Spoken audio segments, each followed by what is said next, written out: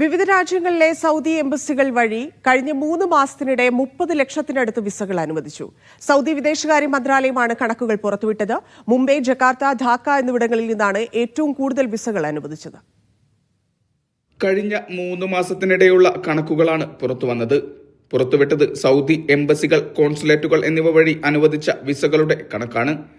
29,47,550 വിസകൾ അനുവദിച്ചുവെന്നാണ് കണക്ക്. സൗദി വിദേശ മന്ത്രാലയമാണ് ഇക്കാര്യം വ്യക്തമാക്കിയത്. ഏപ്രിൽ, മെയ്, ജൂൺ മാസങ്ങളിലേതാണ് കണക്ക്. ഏറ്റവും കൂടുതൽ വിസകൾ അനുവദിച്ചത് മുംബൈ, ജക്കാർത്ത, ധാക്ക എന്നിവിടങ്ങളിലെ എംബസികൾ, കോൺസുലേറ്റുകൾ എന്നിവയിൽ നിന്നാണ്.